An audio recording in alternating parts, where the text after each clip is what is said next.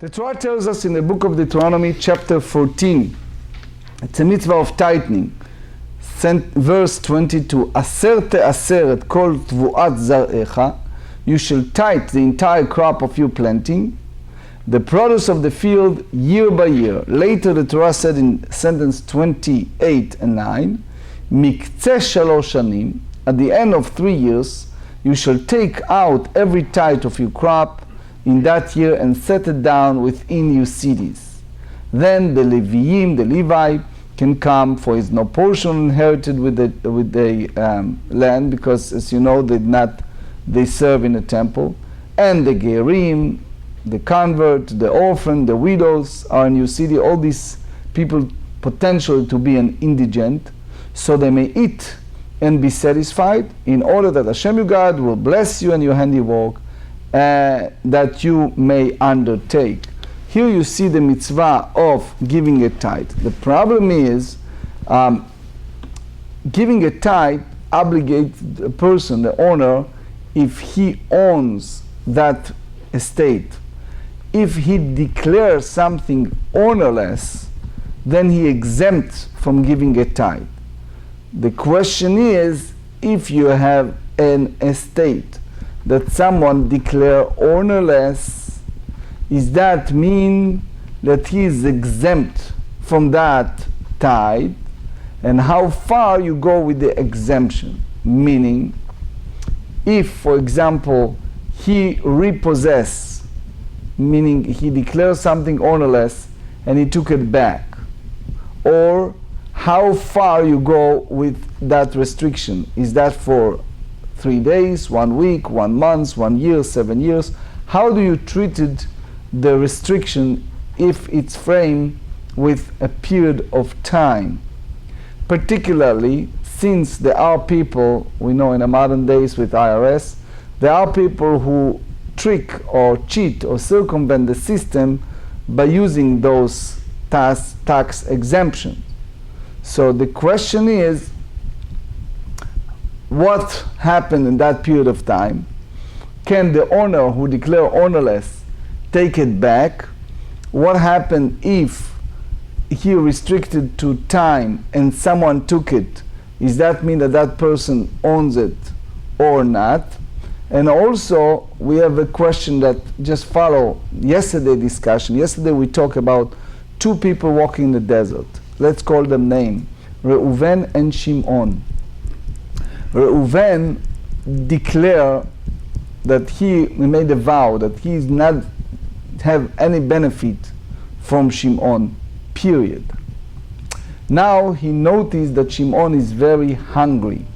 He wants to feed him, but he already made the declaration. So the first suggestion was to give to Levi, to the third person, the food, and then Levi can give it to Shimon. But then the Gemara asked, we discussed it yesterday, what do you do if it's only 2 people? It's only Reuven and Shimon. And the Gemara answered and it said, Reuven declare ownerless, and then Shimon can pick it up. Not everyone agreed. Rabbi Yossi said you can't do that. It's prohibited. You know why? Because hefker, it's like matana, the ownerless.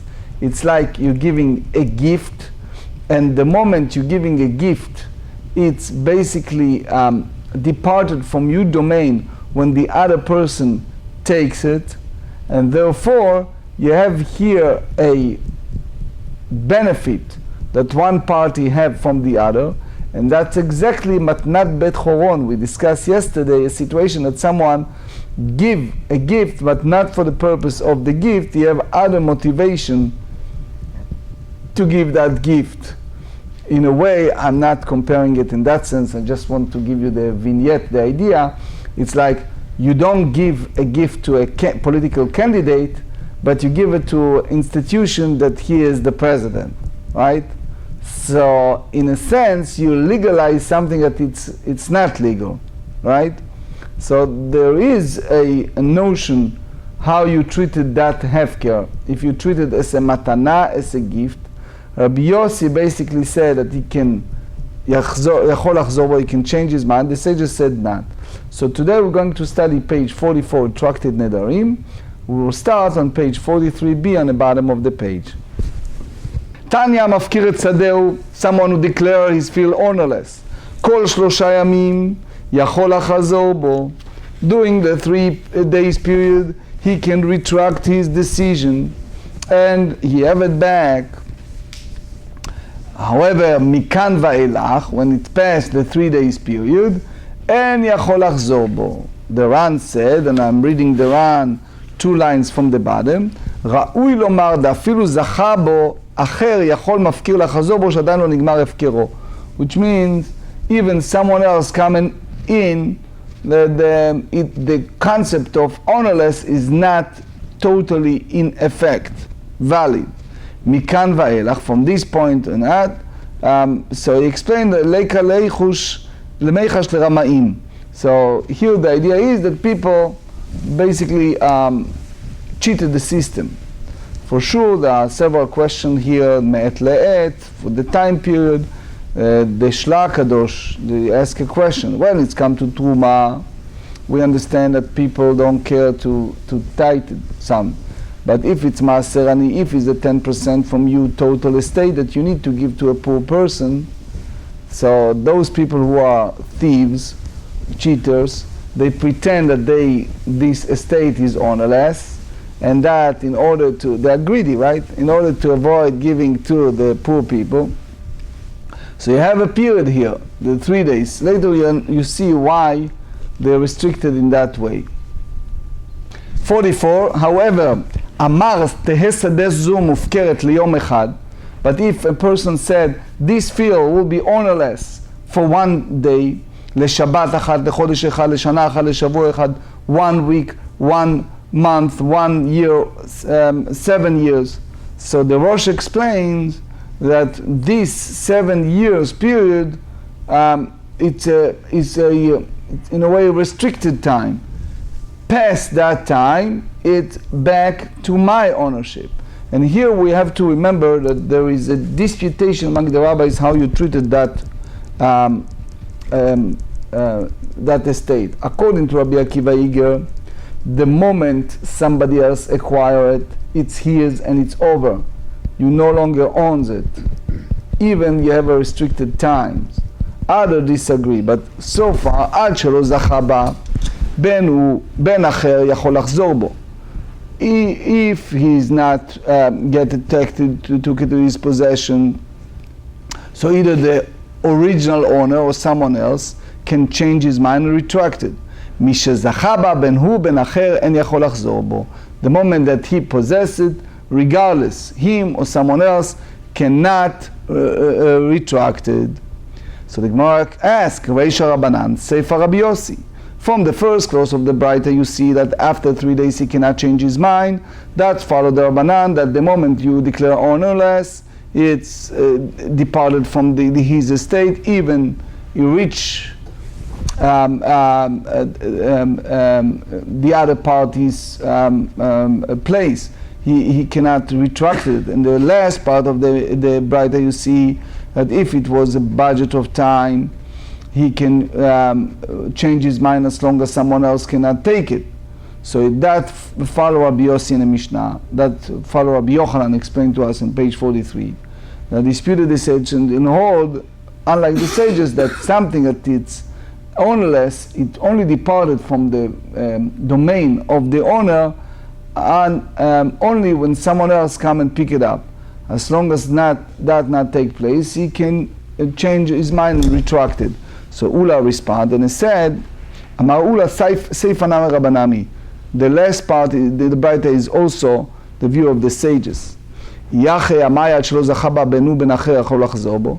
if that's the case, why the Braita said that as long as neither he nor anyone else is taking the possession of the field, he can retract his declaration. Shana v'shavua lo shchicha. The Gemara said, in those days, it may be different, but in general, it's very rare for people to do this type of restrictions. So the Rema elaborated and said, there's a big question halakha in regard to shvitat be'ema. In those days, they used to have horses and donkeys and things like that. So people declare ownerless. So if you have, for example, Shabbat in between, So how you do that? When the idea of shvitat be'ema, that they, if a non-Jew come and take it, how you treat it. So Rama explains that you have to declare just for one day, for example, for Shabbat. Rabbi Akiva Iger, who said disagree, Rabbi Akiva Iger said that the moment even it's in one day, someone else come and take it, it's already his forever. Anyway, so they said, Reish Lakish אמר מדי ספר רבי יוסי, ריש ענה מרבי יוסי, וריש הענותם עד ישתכח תורת הפקר. So Reish Lakish hold, because since the last part of the Braita follow the way of Rabbi Yossi, that the owner can change his mind, retract it, and as long as no one else can come and pick it up. So it means that the first part is also follow Rabbi Yossi, that after 3 days he cannot change his mind. The reason for that is that was a rabbinic decree. Rabbis want to make sure that the whole concept of hefker will be something that people remember, that the halachic status of ownerless will not be forgotten. Because if someone can retract it after the 3 days period, people will not distinguish between a case where another took possession, where according to Rabbi Yossi, one is unable to retract the declaration. So basically we want to make sure that they have a limit of 3 days, that's the institution of the rabbis, after which one may not retract his declaration. The Rambam said that the hefker is the same as neder, the ownerless is the same as making a vow. The Ksot HaChoshen asks a question: if a person declare ownerless for something, so can his son inherited his estate? Basically, according to this Gemara, it's a problem. But the Chatam Sofer Rabbi Dr. also said that the whole concept of lo yachel dvaro, the Torah said, that's the koach machorei hefker. That's the idea of the hefker, that the moment you declare ownerless, so it's in a sense is no longer yours. Yachei afilu miyom rishon ameleh behefker. If that's the case, even for the first day as well, all cannot retract his declaration at all. So he says, no, you know what? There are people who are cheater. Guess what? They declare ownerless, and basically in order to circumvent the system.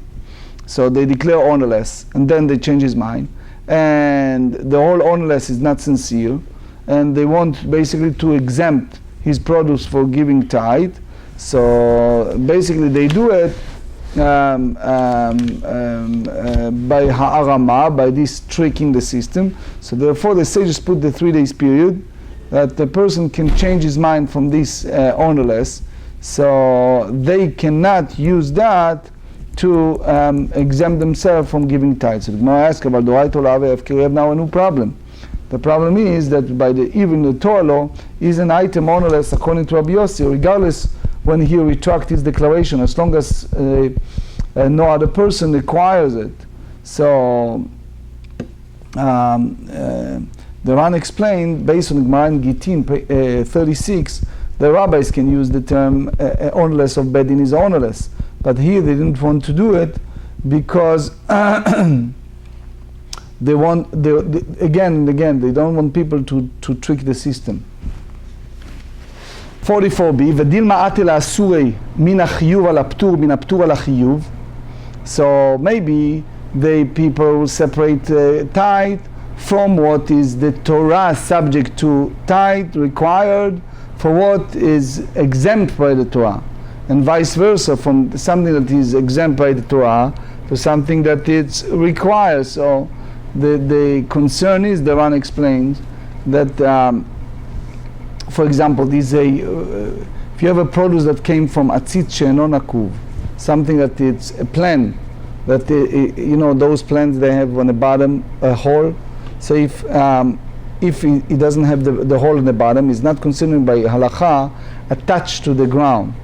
So therefore, this type of plant you don't need to give tithe, only by a rabbinic law. So here people can mix up the two. They put a tithe for something that is exempt, for something that it's required, and something that they require for something that is exempt. So the Gemara said, "Amrin la kime'asert aser minei uvei." They said to him, when you separate a tithe from this crop, so you have to make sure that you separate the tithe from the crop itself and within it, so itself. So in that way, the problem is not arise. And so another conclusion for our days is that sometimes, especially when those who go constantly to Israel should know that when you look at Hechsher, you always have to be careful who are those rabbis that approve the Hechsher. Why is that? Because you have issue with Olah, you have issue with Trumot Umasrot, and if it's Tevel, sometimes they do that they make tithe for something that is exempt to something that is obligated, or something that is obligated to something that is exempt, the mix-up. So therefore, it can be a stumbling block for people. So again, people should be very careful with buying product to make sure that it's a really prominent, recognized rabbinic organization. Otherwise, we enter to this problem. It can be a problem, I know. The Rambam in Talmud Nedarim chapter 2 said, if one declares this field will be ownerless for 1 day, for 1 week, for 1 month, for 1 year, he can subsequently retract that declaration, provided that no one has taken the possession of the field. This is due to the fact that it is typical for one to declare a field ownerless for a fixed period, and the sages do not institute ordinances and issue decrees in unusual circumstances. That's basically the statement of Ula, which is the principal statement on the matter. But you see more on that in the Shulchan Aruch Choshen Mishpat 273.